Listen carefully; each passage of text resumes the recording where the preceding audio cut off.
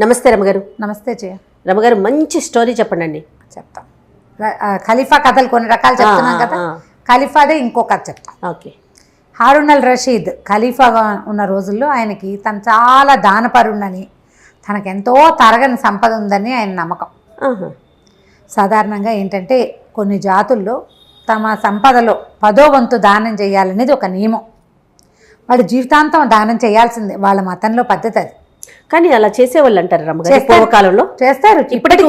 ఇప్పటికీ కూడా ఈ రంజాన్ రోజుల్లో ప్రతిరోజు దానం చేస్తారు. ఖచ్చితంగా సంవత్సరానికి 10 లక్షల సంపాదన ఉంటే 1 లక్ష రూపాయలు దానం చేయటం అనే నియమం ఉంటుంది. మనం ఒక్కొక్కళ్ళు ఒక్కొక్క రకంగా అనుసరిస్తాం కదా. దాన నియమం, దాన ప్రక్రియ తప్పదు. ఖచ్చితంగా 10% దానం చేసేవాళ్ళు అప్పుడు ఉన్నారు, ఇప్పుడు ఉన్నారు. ఈ కలికాలంలో కూడా జరుగుతుంది అంటారా? ఏ కాలమైనా చేస్తారు జయ. లేకపోతే ఆకాశం అలా పైన ఉండదు, భూమి ఇలా కింద ఉండదు.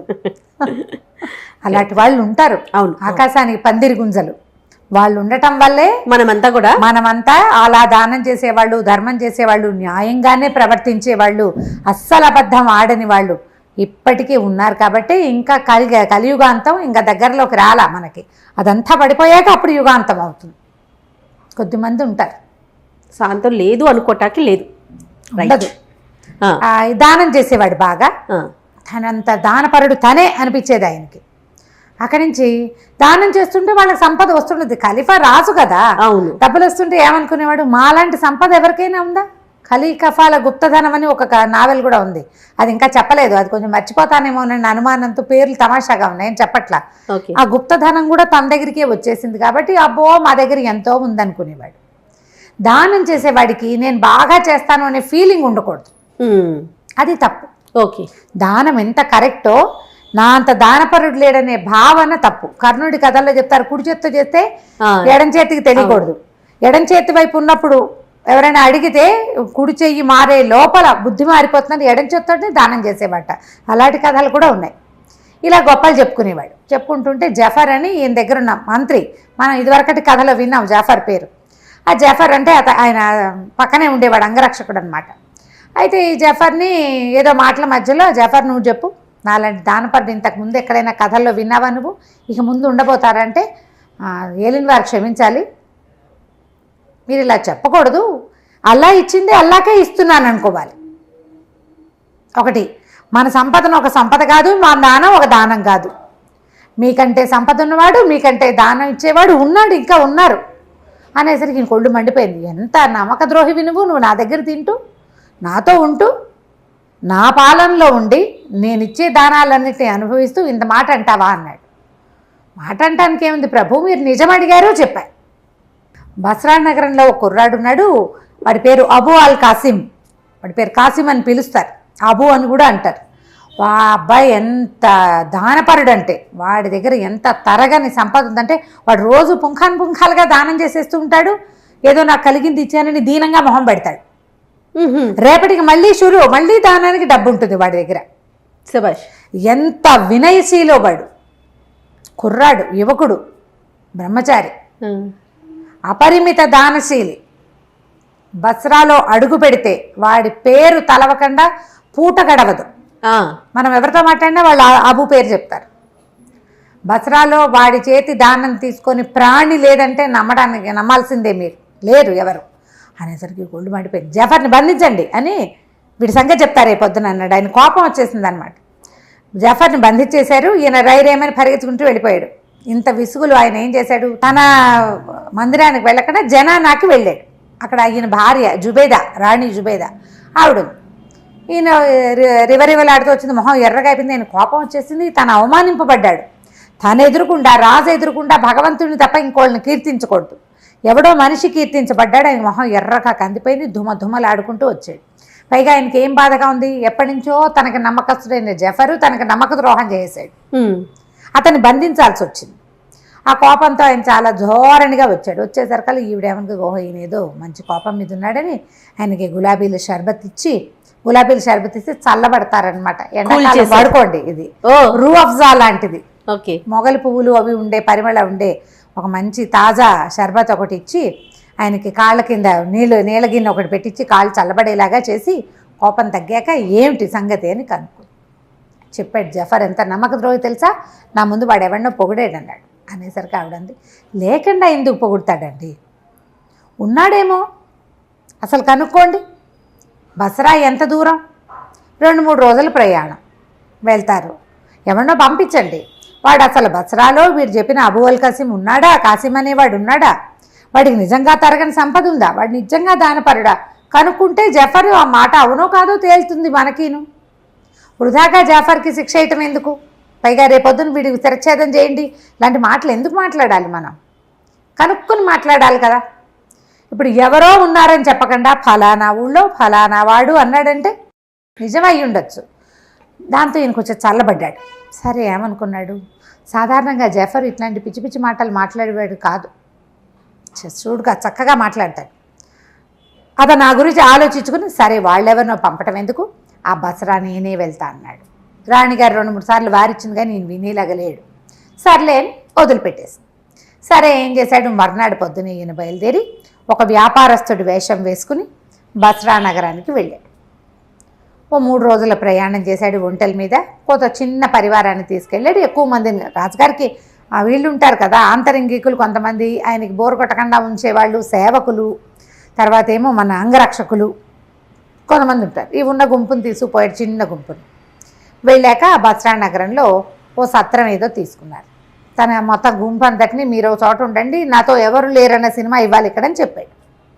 సరే అది కూడా అక్కడి నుంచి ఈ సత్రంలో నుంచి బయటకు వచ్చి ఎవరో ఒక చిన్న వ్యాపారస్తుడు ఒకడు ఉంటే, చిన్నవాడు అంటే మన చిరుతిండి అవి అమ్మేవాళ్ళు అట్లా వాళ్ళు కనపడ్డారు. కనపడితే ఏమంటే ఈ ఊళ్ళో అబూ అల్ కాసిం అని ఎవరో ఒక ఆయన ఉన్నట్ట అంటే, ఆ కాసిం పేరు తెలియని వాడు ఎవడండి, రాజుగారి ఇల్లు అన్నా తెలియదు కానీ ఒక కాసిం ఇల్లు తెలియని వాడు ఎవడు ఉండడు, ఆయన చేతి దానం తినని వాడి ఊళ్ళోనే లేడు, ఇగో ఇలాగ వెళ్ళాలి అలాగ వెళ్ళాలని దారి చూపించాడు.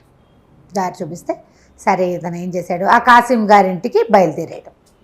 వెళ్తే అదొక చక్కటి సౌధం, చాలా బాగుంది. లోపలికి వెళ్ళాడు. ఆ బయటికి వెళ్ళి నేను బాగ్దాద్ నుంచి వచ్చిన ఒక వ్యాపారస్తుడిని అబు గారిని చూడడానికి వచ్చానని కబురు చేశాడు. ఒక బానిసల అంతా బానిసల మయం, బానిస అని ఆడ బానిస, మగ బానిస, నల్ల బానిస, తెల్ల బానిస ఇలా పేర్లు రాస్తారు ఆ కథలో. అక్కడి నుంచి బానిస లోపలికి వెళ్ళి వ్యాపారస్తుడు ఎవరు వచ్చారంటే ఆ ఇంటి యజమాని గబగబా పరిగెత్తుకుని లోపలికి ప్రవేశపెట్టమని ఆయన లోపల కూర్చోలే, ఆయనే వెళ్ళి బయటకు వచ్చాడు.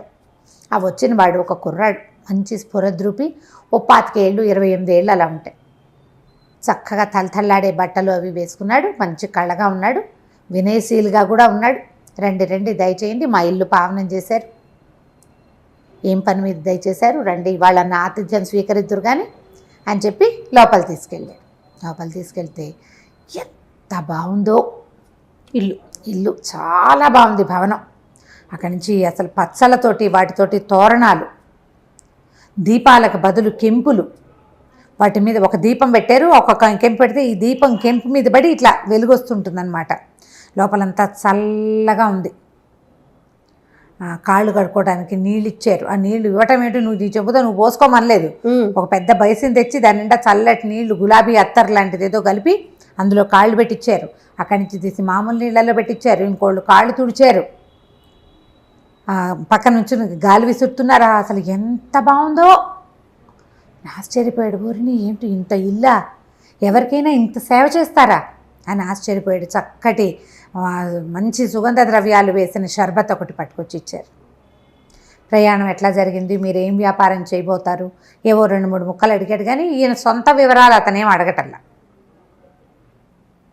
ఊరంతా చూసారా, బసరా నగరం బాగుంటుంది, ముత్యాలు అవి చాలా బాగా మేలి ముత్యాలు దొరుకుతాయి మా ఊళ్ళో, ఇలా సాధారణ మాటలు మాట్లాడాడు. మాట్లాడాక ఏం చేశాడంటే ఈయనకి తినడానికి ఏవో ఎన్ని రకాలవో పళ్ళ ముక్కలు, నేనైతే నా అతిథులు ఎవరికి నేను ఇంత చేయట్లేదు అనిపించేసింది దీనికి. ఖలీఫాకి 3-4 రకాల పానీయాలు పట్టుకొచ్చారు. మొదట సేద తీర్చడానికి ఒకటి ఇచ్చారు.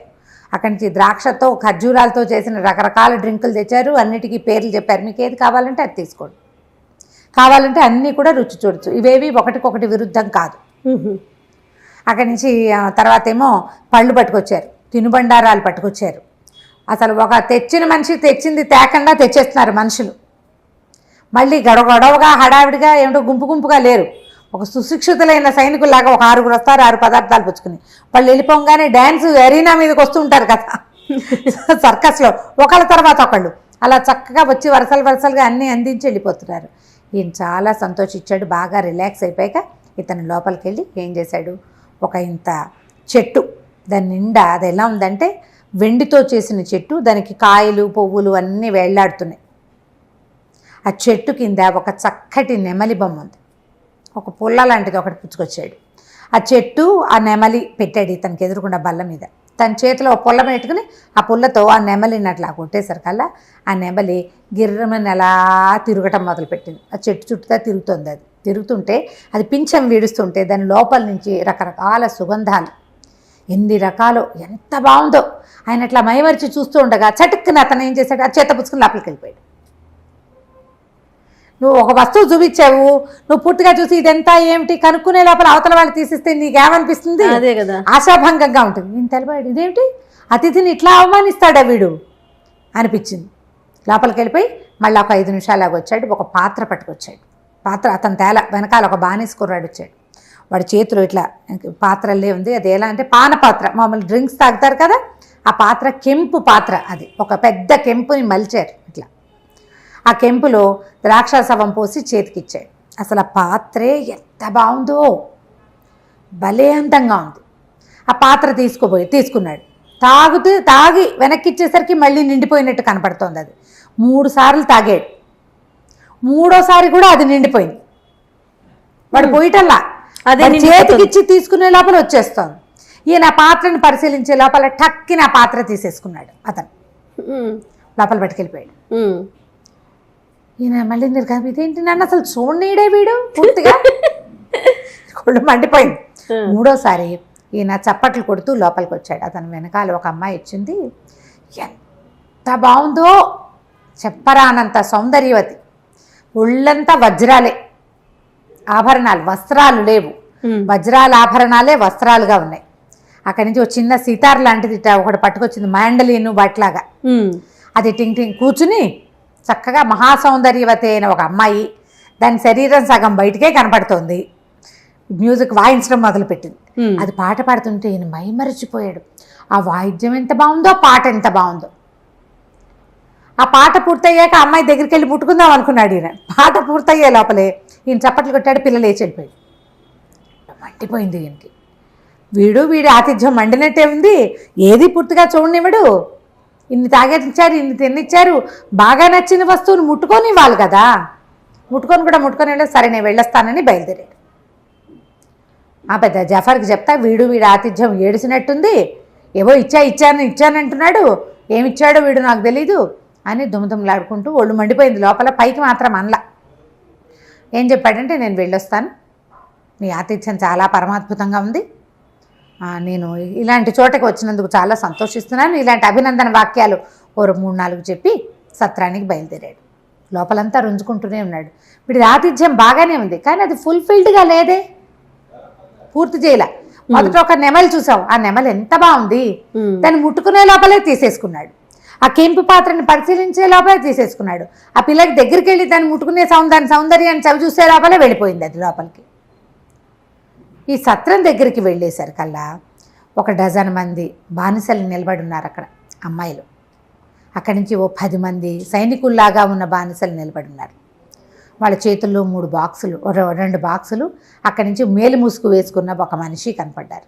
దగ్గరికి వెళ్ళేసరికల్లా బానిసలందరూ నమస్కారం చేశారు. అయ్యా, మీరు అబూ అల్ కాసిం గారింట్లో ఆతిథ్యం తీసుకున్న ఫలానా వర్తకుడు గారే కదా, మీ వివరాలన్నీ తీసుకున్నాం, మీకు అక్కడ మీరు మేలు పడిన 3 వస్తువుల్ని మీకు అప్పచెప్పమని చెప్పారు అని చెప్పి మొదటిది బాక్స్ ఓపెన్ చేశాడు. అది ఇంత వెండి చెట్టు, నెమలి బొమ్మ. 2వ బాక్సులో కెంపు పానపాత్ర. 3వది మేలు ముసుగు వేసుకున్న అమ్మాయిని ఓపెన్ చేసి చూస్తే ఆ మ్యాండలిన్ వాయిస్తూ నుంచి పాడింది కదా సంగీతం, ఆ పిల్ల అక్కడ నుంచి ఉన్నారు. ఈ 3 వస్తువుల్ని మీకు అప్పచెప్పమన్నారు మా కాసిం గారని. తను నిర్కాంతపోయాడు. ఏమిటి, నాకు నచ్చిన వస్తువుని నాకే సొంతం చేసేసే ఉద్దేశం పడింది, ఇదేం ఆతిథ్యం, అద్భుతం. వాళ్ళ ఇంట్లో ఉన్నది కాదు, నా ఇంటికి వచ్చాక నా వెనకాల పడి వచ్చేసేసి వాళ్ళు, నాకంటే ముందే వెనకాల పడరా, నేను ఇంటికి వచ్చేసరికల్లా నా దగ్గరికి ప్రత్యక్షం చేశాడు. అవురవురా, ఏమిటి వీడివి ఇది గొప్పతనం, అని చెప్పి సామాన్లు అక్కడే ఉండండి, మీరు ఇక్కడే ఉండండి, నేను ఎప్పుడే వస్తాను. మళ్ళీ పరిగెత్తుకుంటూ కాసిం వాళ్ళ ఇంటికి వెళ్ళిపోయాడు ఖలీఫా. వెళ్ళిపోయి, నాయన నువ్వు ఎంత గొప్పవాడివి, నీ ఆతిథ్యం ఎంత గొప్పది, ఈ వస్తువులన్నీ నీకు ఎలా వచ్చినాయి, నువ్వు నాకు ఎలా ఇవ్వదలుచుకున్నావు, ఇదేం దానం, అతిథిని ఇట్లా గౌరవిస్తావా, పైగా ఇవాళ నువ్వు ఇచ్చిన ఈ వస్తువులు నీ దగ్గర రేపు కూడా ఉంటాయా, ఇవాళ ఇచ్చేసావు, మళ్ళీ ఈ వస్తువు నీకు ఎలా వస్తుంది అపురూపమైనది అంటే అదంతా ఒక విచిత్రమైన గాథ అంటే అన్నాడు. అయితే ఖలీఫా అన్నాడు, నేను నీ విచిత్ర గాథ తెలుసుకోవాలి, నువ్వు ఇంత దానం ఎలా చేయగలుగుతున్నావు, నాకు నచ్చిన నీ అతిథికి నచ్చిన వస్తువుని అతనికే ఇవ్వాలనుకునే బుద్ధి ఎక్కడి నుంచి వచ్చింది నీకు, అని వస్తువులు ఎక్కడి నుంచి వచ్చాయి, ఇవాళ నేను వచ్చా రేపు ఇంకోటి వస్తాడు, వాడికి కూడా ఏవో చూపిస్తావు నువ్వు, వాడికి అవి నచ్చేస్తాయి న్యాచురల్లీ. మన దగ్గర లేని కొత్త వస్తువు ఎవరికైనా నచ్చుతుంది, ఉపయోగపడుతుంది అనిపిస్తే, వాళ్ళకి అవి ఇచ్చేస్తావా, ఇచ్చేయడానికి అంత నీ దగ్గర ఎక్కడిది అంటే, ఇక్కడ ఎవరు అడగలేదండి, ఈ ఊళ్ళో వచ్చిన వాళ్ళు వస్తారు, ఆతిథ్యం ఇస్తాను, రోజు ఒక అతిథిని చూడాలి, నా లెక్క అది, మా అతిథికి ఏది నచ్చితే అది, వాళ్ళని సంతృప్తిపరచడం, వాళ్ళ మొహాల్లో ఆనందాన్ని చూడడమే నా విధి, నేను ఇలా ఎన్ని చేసినా నాకు తరగదండి, నా దగ్గర ఉంటూనే ఉంటుందంటే, ఆ రహస్యం ఏమిటి నేను తెలుసుకోవాలనుకుంటున్నాను అన్నాడు. సరే నేను చెప్తానండి అని చెప్పాడు. తరగని సంపద అంటే అబూ అల్ కాసిమ్కి అంత డబ్బు ఎక్కడి నుంచి వచ్చిందో తెలుసుకోవాలనుకుంటున్నాడు. అయితే ఇప్పుడు కాసిం చెప్పాడనమాట, మాది బస్రా నగరం కాదు, బాగ్దాదు చుట్టుపక్కల ఒక చిన్న ఊరు, మా తండ్రి రకరకాల వ్యాపారాలు చేసి తర్వాత బస్రా నగరంలో స్థిరపడ్డాడు, ఎంత సంపాదించాడో, మా తాత కూడా, తాత తండ్రి ఇద్దరు కలిసి అసలు బస్రా నగరంలో సుల్తాన్లతోటి సమానంగా ఇక్కడ ఈ నగరంలో మేము వెలుగొందుతూ ఉండేవాళ్ళం. అయితే మా నాన్న ఈయన ఈజిప్టులో అక్కడ పనిచేసాడు, వ్యాపారం అక్కడ ఉండేది, అక్కడ సుల్తాన్ల భయంతో బస్రా నగరంలోనే స్థిర నివాసం ఏర్పరిచి కుటుంబాన్ని ఇక్కడే ఉంచాడు. నేను ఈ నగరంలోనే పెరిగాను, ఎంతో హాయిగా ఉండేవాళ్ళం. మా నాన్న చనిపోయేటప్పటికి నాకు ఎంతో ఆస్తి ఇచ్చాడు. నేను ఈ అతిథులకి పెట్టడము, ఆటలు ఆడేయటము, ధారపోసేయటము, వాటితోటి మొత్తం సంపదంతా అవగొట్టేశాను. సంపదే లేదు నాకు, ఏమీ లేవు నా దగ్గర, ఏదో ఇల్లు బాకిలే ఉండేది, రోజువారీ తినడానికి తాగడానికి ఇంతమంది బానిసలు పనివాళ్ళు, వీళ్ళందరికీ జీతాలు భత్యాలు ఇవ్వద్దు. క్రమంగా నా సంపదంతా అడుగంటిపోయింది. నేను చాలా దీన స్థితిలో ఉండేవాడిని, చాలా దీనంగా ఉన్నాను, ఏం చేయాలో తెలియని ఒక దుస్థితిలో ఉండేవాడిని. ఒకనాడు రాజభవనం పక్క నుంచి నేను వెళ్తూ ఉంటే ఆ తెరల మాటున ఒక అమ్మాయి అందమైన మొహం కనపడింది నాకు, చాలా అందంగా ఉంది. అప్పటికి ఇంత పెద్దవాడిని కాదు, 18 ఏళ్ళు అలా ఉంటాయి నాకు, 19, 20 ఏళ్ళు కూడా లేవు. అయితే ఆ మొహం మళ్ళీ కనపడుతుందేమోనని నేను మళ్ళీ ఆ వైపు తిరిగాను. తీరా నాకు ఆ ముఖం కనపడింది. ఈ బస్రా సుల్తాన్కి ఎంతోమంది భార్యలు ఉన్నారు, ఆ భార్యల్లో ఒకతని నేను చూశాను. ఓహో. అయితే ఇంకా నాకు సంపద లేకపోయినా ఏదో తినడానికి ఉంది, నేను అక్కడక్కడే తిరుగుతూ ఆమెను ఆకర్షించడానికి ప్రయత్నం చేశాను, నా చిన్నతనంతో అనండి ఏదైనా కానీ. అయితే ఆమె ఏం చేసింది, కింద తోటలో తిరగడానికి వచ్చింది. నేను వెళ్ళి ఆమెను పలకరించాను, ఎవరికైనా తెలిస్తే కొంప మునిగిపోతుంది, నాకు నువ్వు నచ్చావు, కానీ బస్రా ఈ సుల్తాన్ భార్యలంటే సుల్తాన్ తోటి సంబంధ బాంధవ్యాలు ఉండవు, పాడుండవు, ఎవరికి వాళ్ళకి ఏవో ఒక మందిరం ఏర్పరుస్తారు, ఆ మందిరాల్లో పడుంటారు. వస్తే సుల్తాన్ ఒకసారి వస్తాడు ఎప్పుడో, సుల్తాన్ భార్య అని ముద్ర ఉంటుంది, ఇతరులు ఎవ్వరూ దాని వైపు చూడకూడదు, ఇంకా జనానాలోకి ప్రవేశపెట్టబడతారు. వాళ్ళు లోకల్ స్నేహాలు ఏమైనా చేసేస్తూ ఉంటారు, బయటపడితే ప్రాణాపాయం, పట్టుపడకుండా ఉంటే ఏదో వేషం వేస్తూ ఉంటారు. ఈ పిల్ల చాలా చిన్నది, ఇప్పటిదాకా నేను సుల్తాన్ మొహమై చూడలేదు, నేను అందగత్తనని ఉంచుకునే వాళ్ళుట. ఆ కథల్లో అలా కనపడుతుంది, మనకు మాత్రం ఏం తెలుసు, మనం చూసాము, మన దేశంలో జరిగే వ్యవహారం కాదు కదా, అంచేత మనకు తెలీదు. ఈ అరేబియన్ నైట్స్ కథల్లో అలాంటివి చూపిస్తారు. సంవత్సరానికి ఒకసారి కూడా సుల్తాన్తో గడిపే టర్న్ రాని వాళ్ళు కూడా ఉంటారు, అలా కూడా ఉంటుంది, ఆ కథల్లో చూపిస్తారు, మనకు తెలియదు. ఆ కథల్లో విని ఓహో కామోసుకో అనుకోవాలి మరి, అంతే. అయితే ఏమైంది, సరే ఏమందంటే నువ్వు రా మన ఇద్దరం స్పెండ్ చేద్దామని పిలిస్తే ఆనాటి రాత్రి ఆమె ఎలా దారి గుర్తు రాసిచ్చింది ఎట్లా రావాలో. ఆనాటి రాత్రి మేము పైకి వెళ్ళాం, మా కర్మగాలి ఆ రోజే సుల్తాన్ వచ్చే రోజు అయింది, ఆమె జీవితంలో మొదటి రోజు అదే. అబ్బా. అయితే ఇది ఎట్లా ఒక పెద్ద నదిని ఆనుకుని సౌధం, ఆ సౌధానికి ఒక పక్కన పెద్ద తోట అట్లా ఉన్నాయి. అయితే ఏమైంది, మేమిద్దరం మనసు విప్పి మాట్లాడుకున్నాం.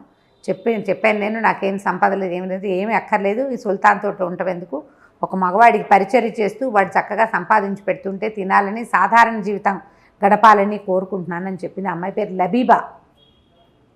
అనుకుంది, మేమిద్దరం ప్రేమించుకున్నాం. ఆ కాసేపట్లోనే ఒకళ్ళ మనసులో ఒకళ్ళకి పుచ్చుకున్నాం. ఇంతలో పెద్ద సందడి వచ్చింది. బానిసలు బోర్డంత మంది వచ్చారు. రాజు వచ్చే ముందు అట్లా వచ్చి అన్ని తలుపులు తీస్తారు. ప్రతి గది తలుపు తీయబడుతుంది. ఈ అమ్మాయి గది తీయబడింది.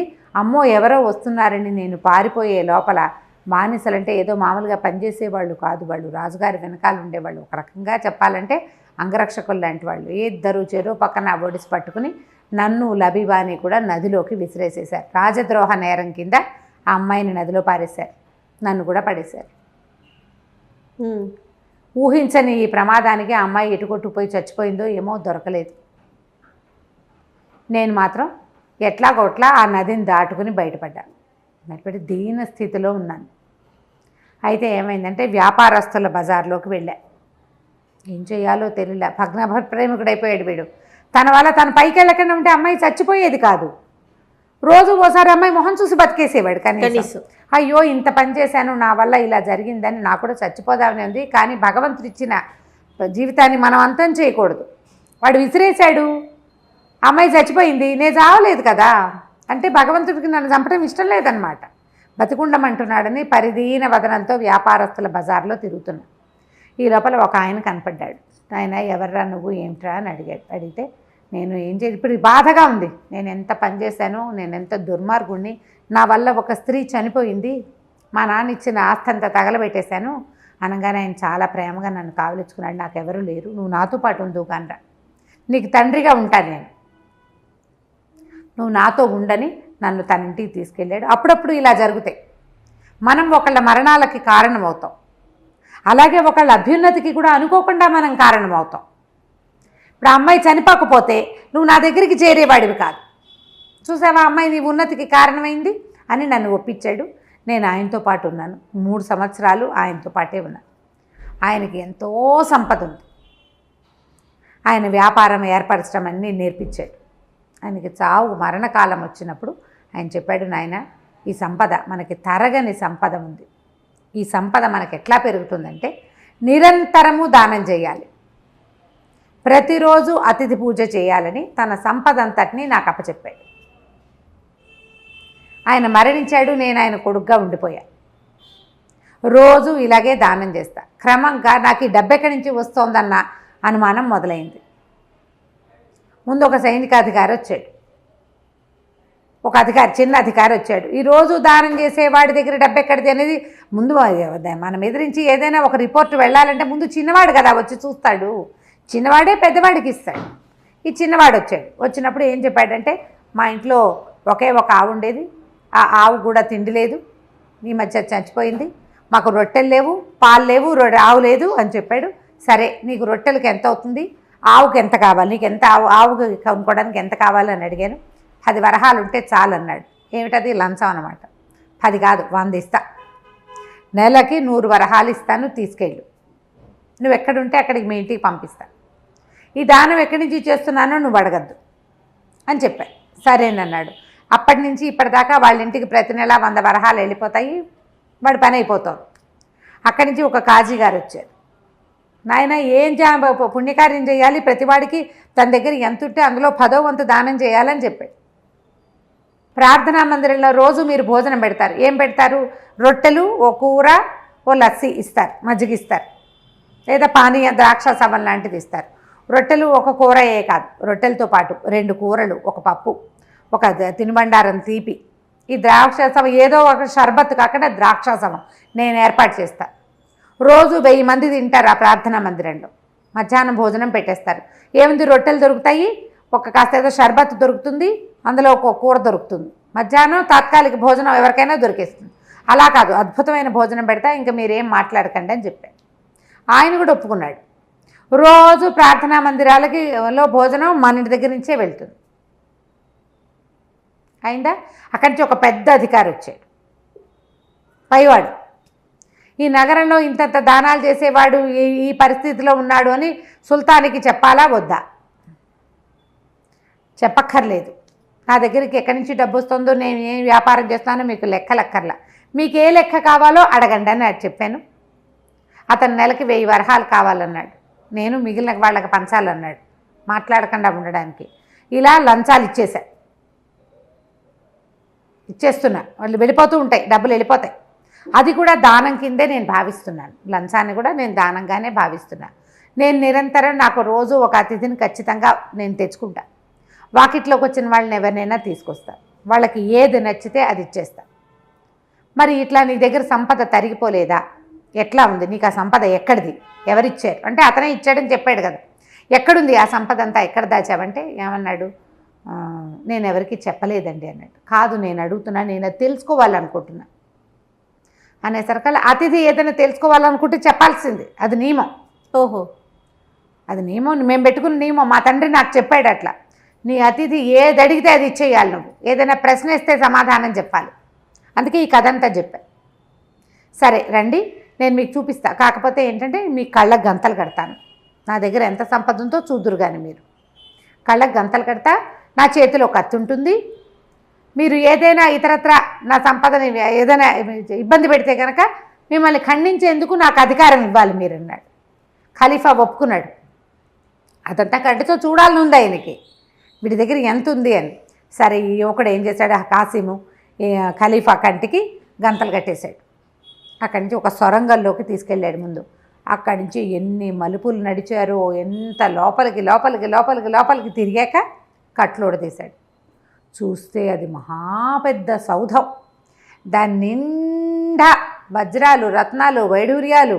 ఇతను చూశాడే చెట్టు, ఈ నెమలి గుండ్రంగా తిరుగుతూ సుగంధాలు వెదజల్లేది, 100 ఉన్నాయి అవి అక్కడ. ఆ కెంపు పచ్చల పానపాత్రలు లక్షల్లో కనపడుతున్నాయి, డబ్బాల నిండా అవే. తీసిన కొద్దీ రీప్లేస్ అయిపోతాయి. ఓహో, తీసిన కొద్దీ వస్తాయి. అపురూపమైన వస్తువులు ఒక గదుల నిండా ఉన్నాయి. ఇక అంతా ధనమే. ఆశ్చర్యపోయాడు తను. ఇంత ఉండి వాడు సింపుల్గా చాలా దీనంగా మీకు నేను సహాయం చేశానా, మీరు ఇదిగా ఉన్నారా, మీరు ఆనందించారా అంటాడు. అక్కడి నుంచి చాలా అద్భుతంగా చేశానంటే అల్లా ఇచ్చింది అల్లాకే ఇస్తున్నానంటాడు. వినయశీలిగా ఉన్నాడు. ఆశ్చర్యపోయాడు ఆయన. మొత్తం అంతా తిరిగి చూసి, నీ దగ్గర ఉన్న సంపద భూప్రపంచంలో ఎవరి దగ్గర లేదు, ఖలీఫా దగ్గర ఉండే అవకాశం లేదు. ఖలీఫాకి తెలుసు తన దగ్గర ఏముందో. కళ్ళగంతలు కట్టే పైకి వెళ్ళిపోతా ఉన్నాడు. వెళ్ళిపోయాడు. వెళ్ళి సత్రానికి వెళ్ళిపోయాడు. తనకిచ్చిన 3 యాక్సెప్ట్ చేశాడు. అవి తన బాగ్దాద్ నగరానికి తీసుకెళ్ళాడు. భార్యకి చూపించాడు. ఆ అందంగా పాటలు పాడే అమ్మాయిని కూడా వాళ్ళ ఆస్థానంలో ఉంచుకున్నారు, జనానాలో ఉంచుకున్నారు. అమ్మాయి పాటలు పాడుతుండేది, ఆ పాటలు పాడే పిల్ల. అక్కడి నుంచి చెప్పాడు రాణికి, వాడి దగ్గర ఉన్న సంపద చిన్నది కాదమ్మా, మనం 10 సార్లు హెచ్చవేసినా వాడి దగ్గర ఉన్న గదుల్లో ఓ గదికి కూడా రాం మనం. అబ్బా, అంతుంది వాడి దగ్గర. కానీ వాడు చాలా వినయశీలి. మీరు సంతోషించారని దిగులుగా అడుగుతాడు. మీకు ఆనందం కలిగించానా, నేను మీకు సరిపడా సేవ చేశానా అంటాడు. అలాంటి వాడికి ఏదైనా చేయాలనుకున్నాడు. ముందు అతన్ని జాఫర్ని అరెస్ట్ చేయించాడు కదా, జాఫర్ని వదిలేసి జాఫర్కి క్షమాపణ చెప్పుకున్నాడు. నువ్వు చెప్పింది నిజం, అబూ అల్ కాసిం లాంటి దాతని నేను ఎక్కడా చూడలే, వాడి దగ్గర ఉన్న సంపద ఎవరి దగ్గర లేదు భూమి మీద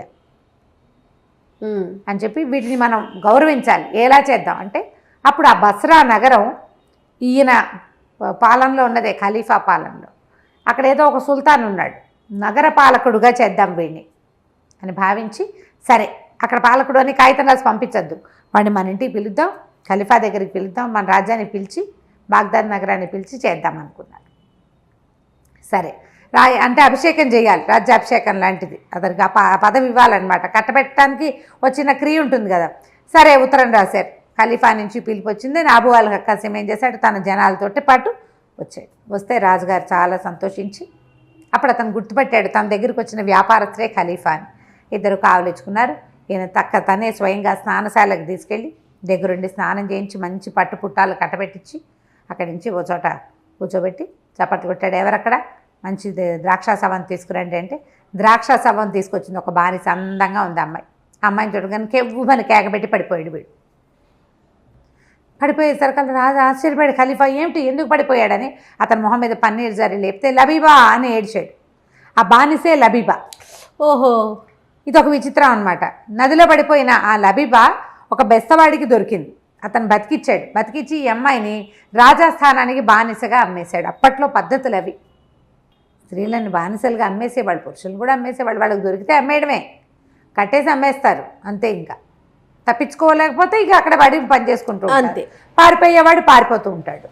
అయితే ఆ లబీబాని చూడంగానే రాజుగారు అన్నాడు, సరే ఈ అమ్మాయి చూడు ఎంత అందంగా ఉంది, సుల్తానికి భారీగా ఉండవలసింది చచ్చిపోయి మళ్ళీ ఇక్కడ బతికి ఇక్కడ ఇలా వచ్చిందని వెంటనే ఆ అమ్మాయి బానిస పదవి నుంచి ఇచ్చేసి ఆ అమ్మాయిని ఇచ్చి కాసింకి ఇచ్చి పెళ్లి చేసి అతన్ని బస్రా నగర పాలకుడుగా నియమించి సంతోషంగా మళ్ళీ సాగనంపారు. కథ కంచికి మనం ఇంటికి. నమస్తే రమ్మగారు. నమస్తే చెయ్యి.